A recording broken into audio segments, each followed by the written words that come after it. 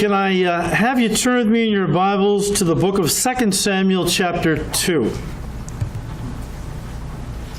As we continue working our way now through 2 Samuel, after having finished 1 Samuel a couple weeks ago. When you find it, just put your finger there and just look up here for a minute. As Americans, we all know about the Civil War, even though we weren't there to see it happen. We have all been taught about it. We all know it was one of the blackest periods in our nation's history. It lasted 4 years and claimed the lives of 620,000 men, more than any other war in American history. And even though the outcome was good, of course, slavery was abolished, it deeply divided our nation for many years.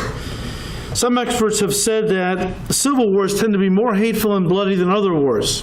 Now, I don't know if that's true or not, but I do know that civil wars of all wars are the most tragic.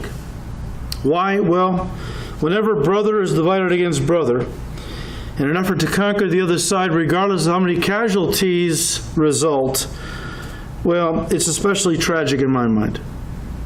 Now, this then becomes the introduction for today's message, a message I've entitled Civil War. But it's not going to be about America's Civil War. It's going to be about the Civil War that Israel experienced right after the death of Saul. So I'd like to just bring up the first point this morning from verses 1 to 7, of simply calling it a new king rising. A new king rising. Verse 1. It happened after this that David inquired of the Lord, and this would be after Saul's death, that David inquired of the Lord, saying, Shall I go up to any of the cities of Judah? And the Lord said to him, Go up. And David said, Where shall I go up? And he said, To Hebron. So David went up there with his two wives also, Ahinoam, the Jezreelitess, and Abigail, the widow of Nabal the Carmelite. And David brought up the men who were with him, every man with his household. So they dwelt in the cities of Hebron. Now, guys, it's interesting to me to see how David rose to power as king over Israel. You remember that 15 or 20 years earlier, God had actually sent Samuel the prophet to the house of Jesse to anoint a new king. Saul wasn't working out. He wasn't obeying the Lord. He was not following the commands of the Lord. And so God said, I want a man after my own heart. Samuel, take a flask of oil, go to the house of Jesse. I'm going to have you anoint a new king. So he goes, and Jesse brings his 7 sons out. They all pass before Samuel. And the Lord keeps telling Samuel, no, not this one. No, not this guy. No, not this one. All 7 sons passed by. Samuel goes, all right, now we got a problem. Jesse, you got any other sons? Well, I got one. He's the youngest. He's out tending the sheep. He's nobody important. Well, go get him. So Jesse goes gets David. David walks in. The Lord speaks to Samuel. He's the one. He's the one. You see, God wanted a shepherd to shepherd his people. Because God knew that the heart that it takes to shepherd sheep would make a man a good king, because he would apply that especially then to God's people. So we know that back in 1 Samuel 16, God sends Samuel to anoint David as king. Saul remained on the throne for another 20 years, though. And David, though, even though he was anointed to be king, he didn't try to kill Saul when he had the chance. Remember now, twice we saw in 1 Samuel, he had the chance to kill Saul, but he didn't do that. He didn't try to force the issue. He didn't try to force himself on the nation even after Saul's death. He prays for guidance, and then he lets events unfold slowly until, listen, everybody in Israel wants David to be their king. He didn't force himself on anyone. He simply trusted God to fulfill his promise. And guys, that is good advice for all of us who are God's people. If God makes you a promise, don't try to make it happen. Simply trust God to bring it to pass.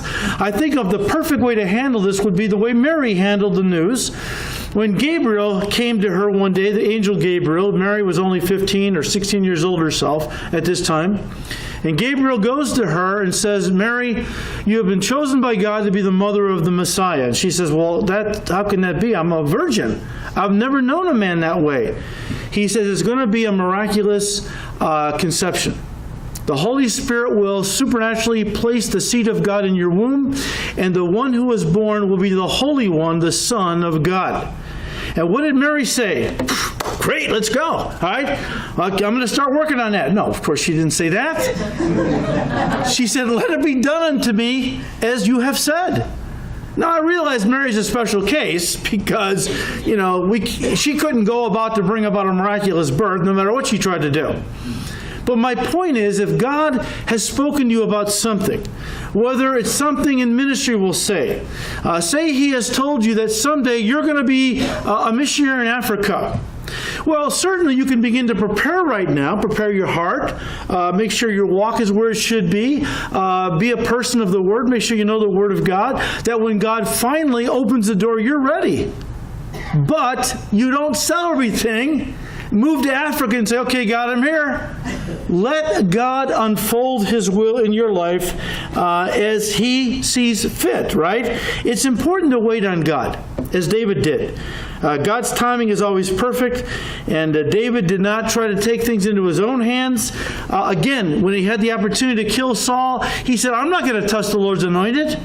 One of his guys said, yeah, but David, you're the king. You know you're the king. David says, well, God told me I'm going to be king, but He didn't tell me I had the right to kill His anointed. If God wants to remove Saul from the throne, He'll let him die in battle or something else, which is exactly what happened, by the way. He died in battle. But I'm not going to kill the Lord's anointed. So David just trusted God, and he let the events unfold in God's time. This is important because we have seen other people in the Bible who didn't wait on God's timing. Abraham and Sarah are two great examples, right? God appeared to Abraham, and now he's not a young guy, okay? When God first appeared to him and said, look, I'm going to give to you and Sarah a son. Now, Sarah had been barren all the years they were married. She was in her 60s, I think, at this time, or just 60, past the age of childbearing, when God gave to them this promise that He was going to give them a son. Well, 13 years passes, they're not getting any younger, and she's still not pregnant. So what does she do? She goes to Abraham, her husband, and says, look, maybe we need to help God out. So why don't you take my handmaiden Hagar, go into her, and raise up a son for us through her. Now, you say, well, that was pretty immoral. In that culture, actually, that was acceptable, because to be barren in that culture was so terrible that you didn't have an heir to pass your wealth and your name down to, that they saw it as such a tragedy that laws at that time allowed for a man to take his wife's handmaiden and raise up an heir through her. So they were not acting unlawfully, but guys, let's be honest, just because something is lawful doesn't mean it's right. We're living that out in our nation, aren't we? And they rushed God fully intended to give them a son, which He eventually did. He gave them Isaac, the son of promise. But they rushed the program of God and did this thing, and Hagar bore a son whom they called Ishmael.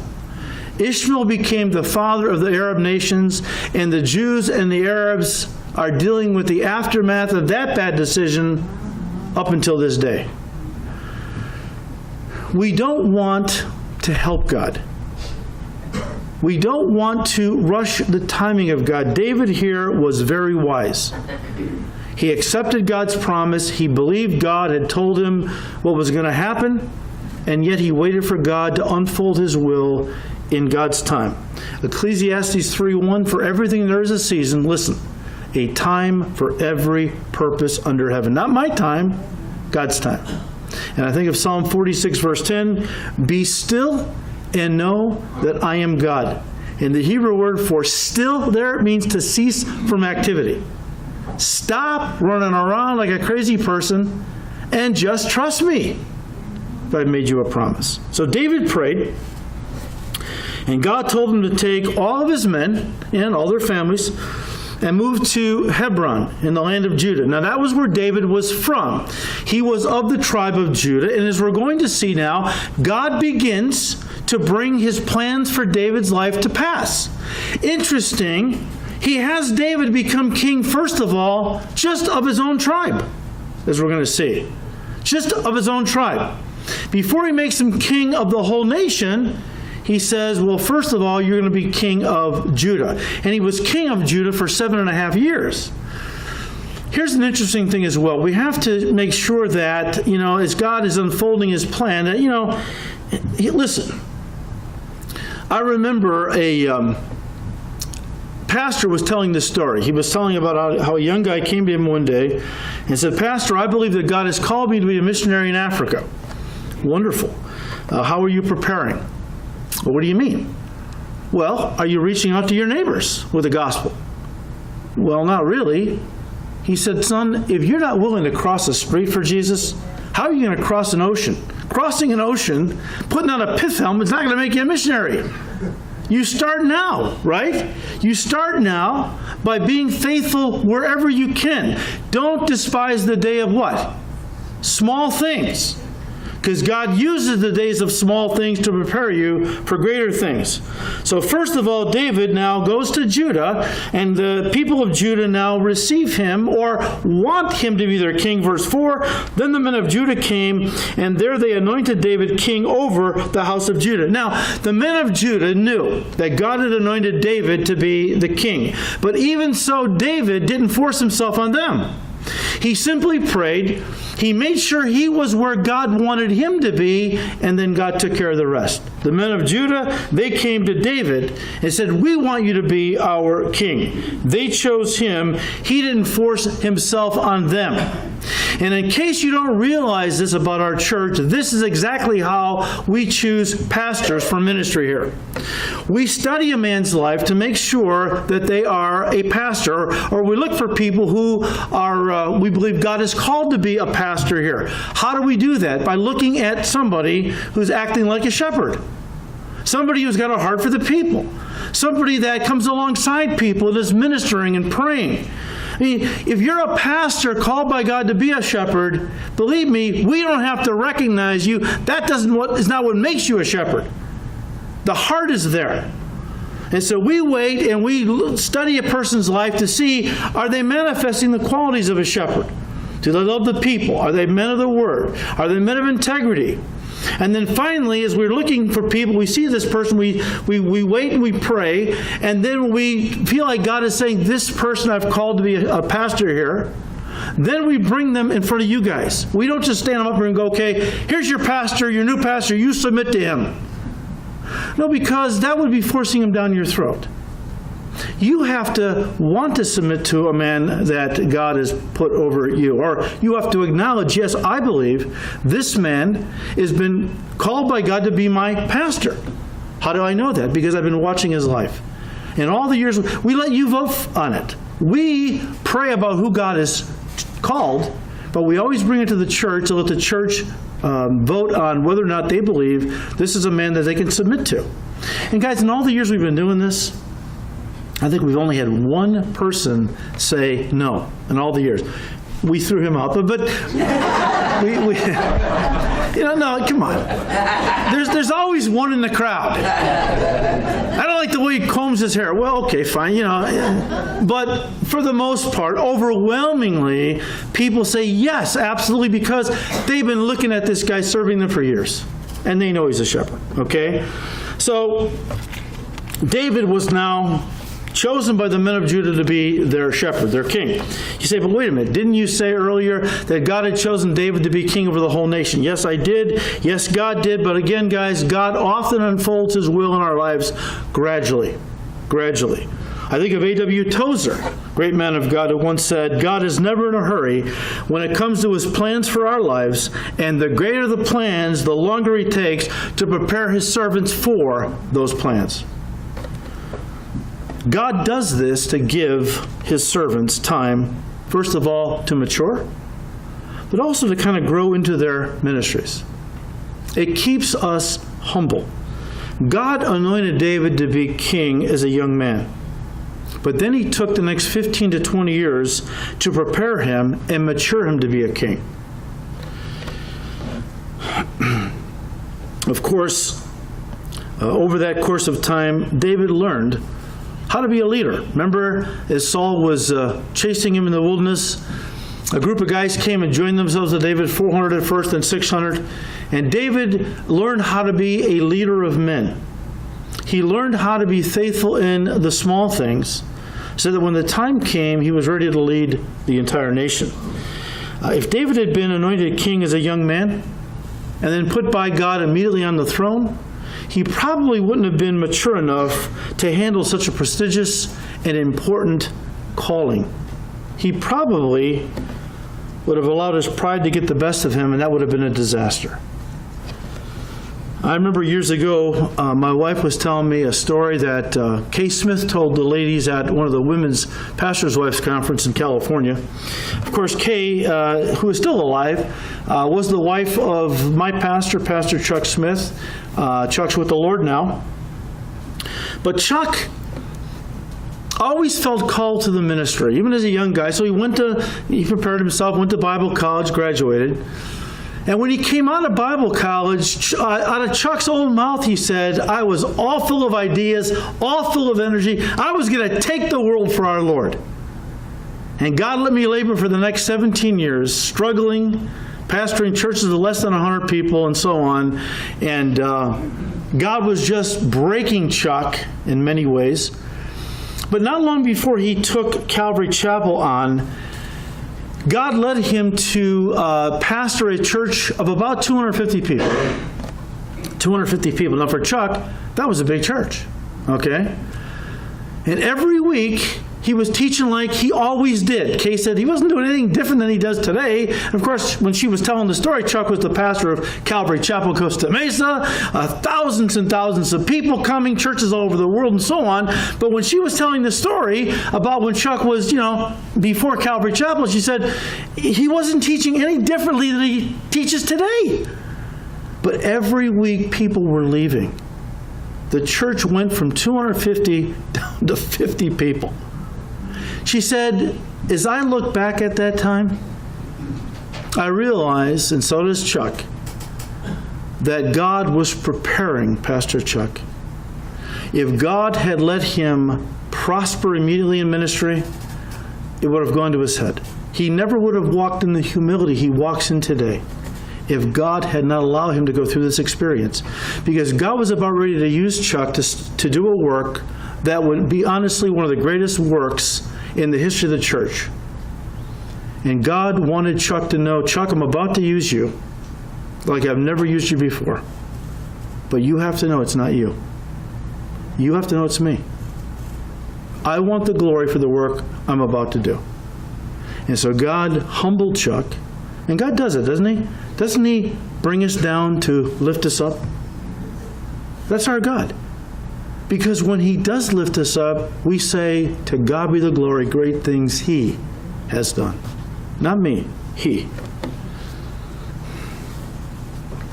And so we see how that David now was anointed king over Judah. And then we see in verse 4, the latter part, and they told David, saying, the men of Jabesh Gilead were the ones who buried Saul. So David sent messengers to the men of Jabesh Gilead and said to them, you are blessed of the Lord, for you have shown this kindness to your Lord, to Saul, and have buried him. And now may the Lord show kindness and truth to you. I also will repay you this kindness because you have done this thing. Now therefore let your hands be strengthened and be valiant, for your master Saul is dead. And also the house of Judah has anointed me king over them. Now you have to understand something. When Saul was a new king, some enemies came against the men or the town of Jabesh Gilead. Paul rallied the troops of Israel, marched and delivered these people from the enemy. They never forgot that. So when the Philistines killed Saul in battle, they took his body and nailed it to the wall of a city. That was a great dishonor. So the men of Jabesh Gilead marched all night, took their lives into their hands to take his body off the wall, give it a proper burial. David said, because you have shown kindness to the king, because you have done this, I'm never going to forget that. You will have a place in my administration. I will make sure you are blessed. Look, for David to show honor to the men who showed honor to the king that he replaced, guys, was virtually unheard of in the ancient world. Usually when a new king rose to power, and I'm not talking about a king from the same family, I'm talking about if a king was overthrown or defeated and a new king came in from a different family, all right, and became the new king in power, what they typically wanted to do was erase every remembrance of the prior king's administration. They don't want people thinking about the old king or what he did. So all the monuments to the previous king came down.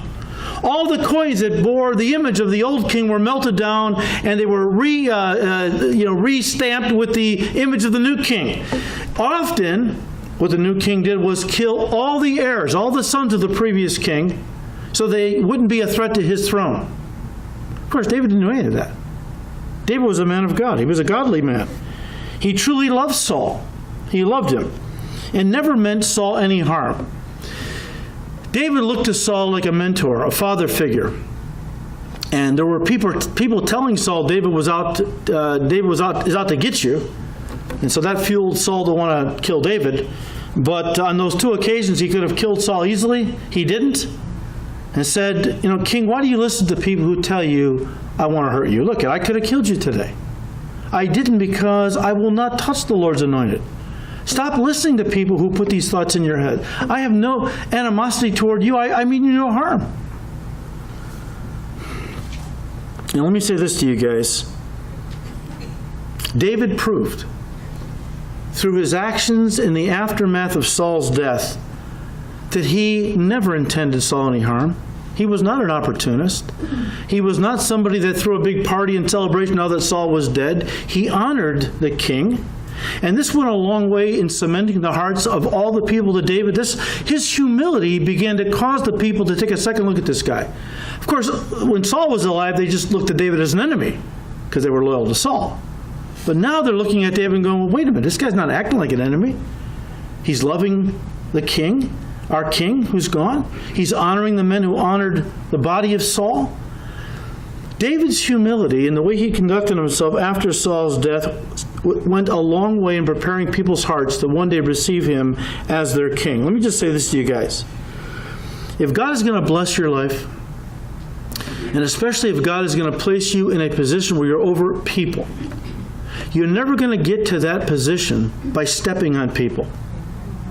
You have to manifest a humble heart. We leaders, we're in authority, but we're not better than anybody. And any leader who thinks he or she is better than everybody else because they are in authority, you know what? I think their time in authority is numbered. Because God is not going to let proud people continue on. And I believe that God blessed David in part because David had a good heart. He was a man after God's own heart. And he humbled himself as we must humble ourselves. Walk around with a chip on our shoulder, arrogant, proud, stepping on people to get where we want to go. God's not going to bless that. He only blesses those who are humble, especially in the way you treat others. Remember what Paul said in Philippians 2? He says, don't be selfish. Don't try to impress others. Be humble, thinking of others as better than yourselves. Don't look out only for your own interest, but take an interest in others too. All right, our first main point simply is a new king rising.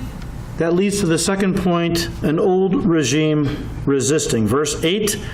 But Abner, the son of Ner, commander of Saul's army, took Ishbosheth, the son of Saul, and brought him over to Mahanaim, and he made him king over Gilead, over the Asherites, over Jezreel, over Ephraim, over Benjamin, and over all Israel. Ishbosheth, Saul's son, was 40 years old when he began to reign over Israel, and he reigned 2 years. Only the house of Judah followed David. And the time that David was king in Hebron over the house of Judah was 7 years and 6 months. So why Ishbosheth only reigned 2 years, we're not sure. Did he die young? Did it take a few years for the kingdom to rally behind him? I don't think so. Who knows if Abner wound up taking him out and just, became the de facto king. I don't know. I do know this. When it comes to a change in leadership, listen, not everybody is going to be happy about it and go along. I have seen this many times in churches where a new pastor comes in, but there is in that church a group of entrenched power brokers who really have the reins of power in that church, and they don't want to let go. So what happens is, if others force the issue and they appoint a pastor, they will oppose the pastor, they will try to control the pastor, do everything they can to drive the pastor out, which means there's often a long period of time, several years, before a new pastor is chosen, and all that time they're really the ones controlling the church. I've seen this so many times where a group like this will hinder the new pastor from really being able to lead the church. One of our Calvary guys a few years ago, God called him to take over a church in the area, not a Calvary now, a church that had been there for about 135 years. I think some of the original members were still there, by the way. But when he got to this church, good man, he's taught here in this pulpit, good man. He gets in there with a good heart, and he smacks right dab into this group of people that were really the power behind the scenes. And they opposed him. They fought with him. You can't believe how they made this man's life a living hell to try to drive him out of the church. By God's grace, God gave him the grace to hang in there. And he prayed, and God began to bring some of the people in the church who were good-hearted, began to surround their new pastor, prayed together. And he had to stand up to these folks at every turn. And finally, one by one, they peeled off and they left the church. And you know what happened? All of a sudden, there was peace. And the Spirit began to fall. And God began to work. And the church is growing. You know, I'm convinced that a lot of people that play these power games in these churches are not even saved. They think they are. But they're really the tares that Satan sows among the wheat to destroy a work of God. And we have to be careful. We have to be careful. We respect authority. We don't worship authority. And as Paul said, you follow me only as I keep following Jesus. The day ever comes when I stop following Jesus, you better not follow me. And that goes for me as well. You only follow your leaders if we are following Jesus Christ. Because once a leader becomes a celebrity and begins to do whatever he wants without any accountability, that's a church, folks. You probably should leave. But this applies, guys, to many areas of leadership in life. No matter how hard you try to be a good boss or a manager or even a pastor, there will always be those who will oppose you simply because they don't want you being an authority over them. And Paul mentioned this in Romans 12, verse 18. He said, look, if it is possible, as much as depends on you, live peaceably with all people. Implying sometimes it's not possible. There are some people that no matter what you do, they are not going to want to live peaceably with you. David said about many of the people that he had to deal with, in my heart there's love, but in their heart there's war. I want to be friends to them, but they only want to be enemies to me. What are you supposed to do? You can only do what you can do, right? Now, this happened with Saul's passing. Abner, who was Saul's general and also his cousin, look, he had been Saul's right-hand guy for many years. And he was used to the power, the prestige, the authority, and so on that went along with being number two in the kingdom. He didn't want to play second fiddle to David's general Joab. And so Abner resisted the transition. He resisted the transition to the new administration, you might say. And so what does he do? He takes Saul's remaining son, Ishbosheth, whose name means man of shame. Would you like to name your kid man of shame? I don't know why. In fact, Saul's other three sons were killed in battle with him. Why Ishbosheth wasn't with his dad? Maybe it was because Saul wanted to keep one son out of the battle in case he was killed. He had one son to take the throne in his place. Or it could be this guy wasn't really a warrior. He wasn't really a good soldier. I mean, So what did Abner do? He takes Saul's remaining son and sets him up as a vassal, as a puppet king over the other tribes that were still loyal to Saul. And we've talked about this. Both Saul and Abner knew that God had anointed David to be the new king, even before Saul died, of course, long before that. They knew. Saul resisted God's will for many years. In fact, 10 years, we know he chased David around the wilderness trying to kill him, to remove him as a threat to his throne. And now here, after Saul is gone, Abner is trying to hold on to power just as Saul had done. But make no mistake about it, guys, Abner was not interested or looking out for Ishbosheth. He was looking out for himself. He knew Ishbosheth was a weak man, somebody who could be easily controlled, and so that's why he set him up as king. Again, he was a puppet king. Abner was the real power behind the throne. And guys, this led to a very dark period in Israel's history, a bloody civil war that lasted for the next 7.5 years. So we've seen a new king rising, an old regime resisting, and finally a civil war resulting. Verse 12. Now Abner the son of Ner, and the servants of Ishbosheth the son of Saul, went out from Mahanaim to Gibeon. And Joab the son of Zeruiah and the servants of David went out and met them by the pool of Gibeon. So they sat down, one group on one side of the pool and the other group on the other. Verse 14, then Abner said to Joab, let the young men now arise and compete before us. And Joab said, let them arise. So they arose and went over by number, 12 from Benjamin, followers of Ishbosheth the son of Saul, and 12 from the servants of David, who I don't think David realized what was happening here. He wasn't around. I don't think he would have sanctioned this, but they did it behind his back when he wasn't around. Verse 16, and each one grasped his opponent by the head and thrust his sword in his opponent's side, so they fell down together. Therefore, that place was called the Field of Sharp Swords, which is in Gibeon. So there was a very fierce battle that day, and Abner and the men of Israel were beaten before the servants of David. Now, let me just stop and say this. I believe that this competition, quote unquote, was simply a kind of a ruse to get both sides fighting. Kind of like the spark or the something to prime the pump for war. Okay, I mean, both of these generals had big egos, and they wanted to get at each other. So this competition, let's see, let's have some of your best guys fight our best guy, have a little competition. It ended in the death of 24 guys. And of course, that did, as I just said, prime the pump for war. And so now both sides are at each other's throats. Verse 18. Now the three sons of Zeruiah were there, Joab, Abishai, and Asahel. And Asahel was as fleet of foot as a wild gazelle. So Asahel pursued Abner, and in going he did not turn to the right hand or to the left from following Abner. This kid wouldn't break off his pursuit, just kept hard after Abner. And then Abner looked behind him and said, "Are you Asahel?" He said, "I am." And Abner said to him, "Turn aside to your right hand or to your left, and lay hold of one of the young men, and take his armor for yourself." But Asahel would not turn aside from following him. So Abner said again to Asahel, "Turn aside from following me. Why should I strike you to the ground? How then could I face your brother Joab?" Now you have to understand that Joab, Abishai, and Asahel were brothers. But they were also the nephews of David. They were the sons of David's sister Zeruiah, as we see here.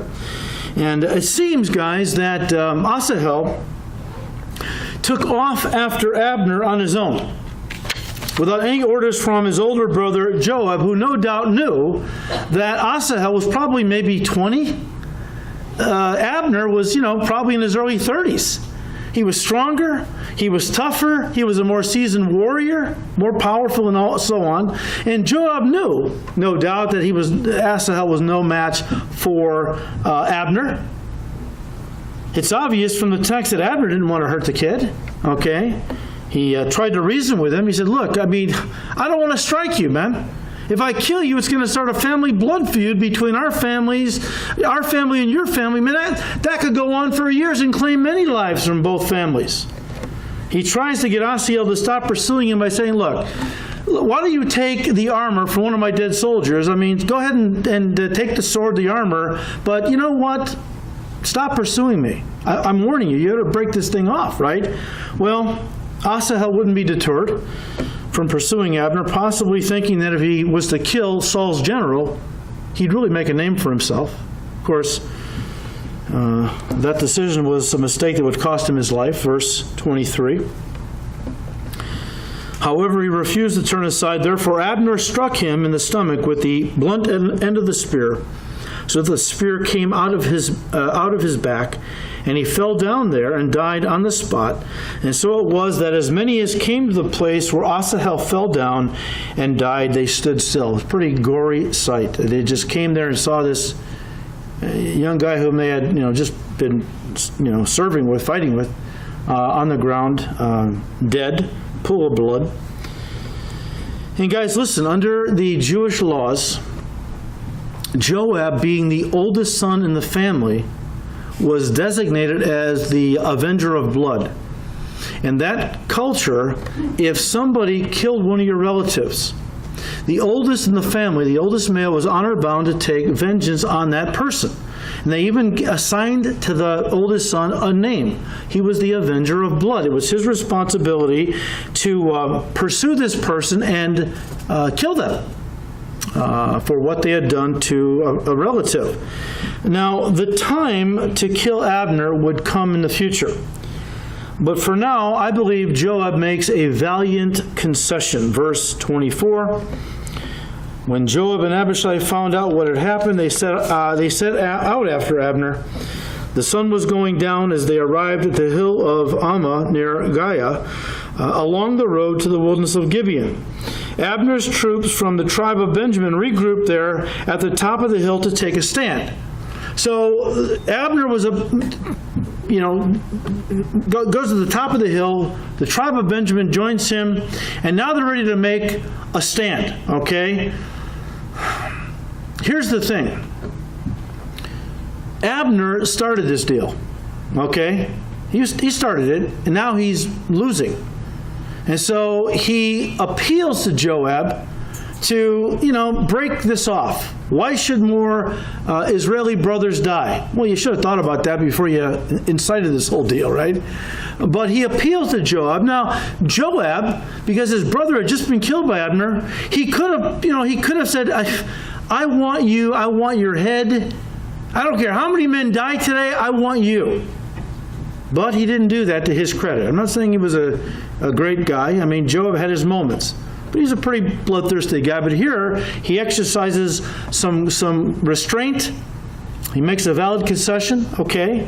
And we go on to read verse 26. Abner shouted down to Joab, "Must we always be killing each other? Don't you realize that bitterness is only the result? When will you call off your men from chasing their Israelite brothers?" Then Joab said, "God only knows what would have happened if you hadn't spoken, for we would have chased you all night if necessary." So Joab blew the ram's horn, and his men stopped chasing the troops of Israel. And so Joab says, look, let's enter into a ceasefire, basically. Guys, when it comes to civil war, whether you talk about war in a family or a marriage or a church, somebody's got to say enough is enough. Somebody has got to say, we need to knock this off. People are getting hurt. God is not glorified, okay? And right here, I believe Joab showed himself to be the more spiritual man. And so verse 28, or verse 29, all that night Abner and his men retreated through the Jordan Valley. They crossed the Jordan River, traveling all through the morning, and didn't stop until they arrived at Mahanaim. Meanwhile, Joab and his men also returned home. When Joab counted his casualties, he discovered that only 19 men were missing in addition to Asahel. So they only lost 20 guys. Verse 31, but 360 of Abner's men had been killed, all from the tribe of Benjamin. Joab and his men took Asahel's body to Bethlehem and buried him there in his father's tomb. Then they traveled all night and reached Hebron at daybreak.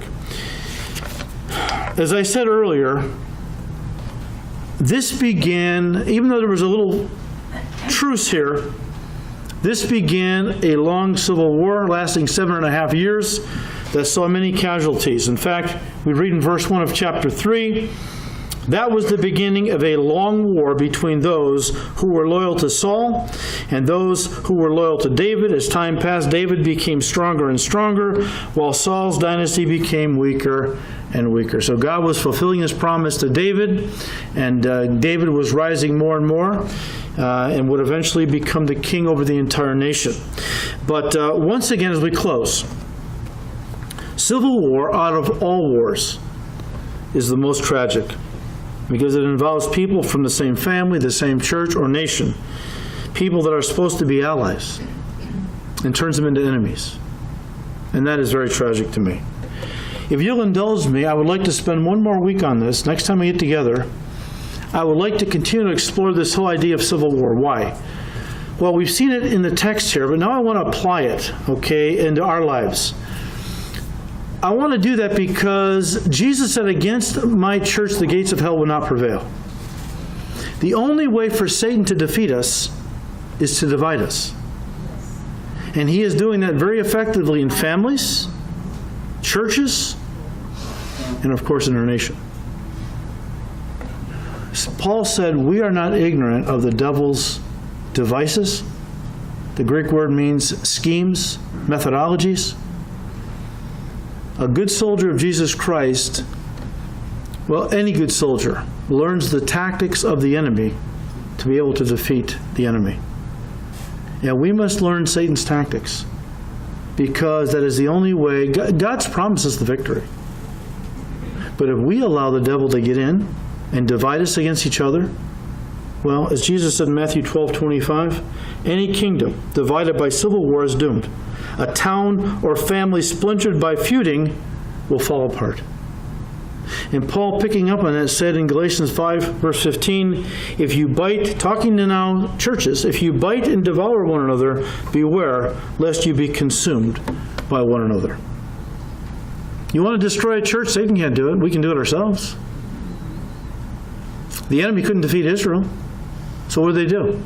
They infiltrated into Israel's ranks, and the Jews married pagan wives and husbands, introduced into the society of Israel paganism and idolatry. And what happened?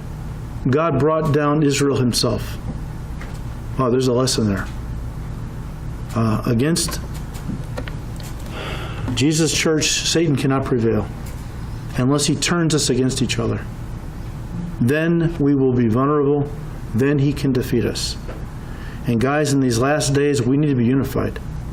We need to be unified against the enemy and not looking at each other as enemies. So I'd like to explore this another week, next time we meet, and we'll just pick up on this whole idea of civil war and how devastating it can be. Father, we thank you for your word.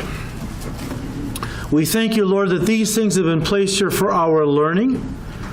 And Lord, we need to learn how the devil works. We need to see from the history of your people Israel how this happened and how they were brought down. And Father, as a church, we want to be unified.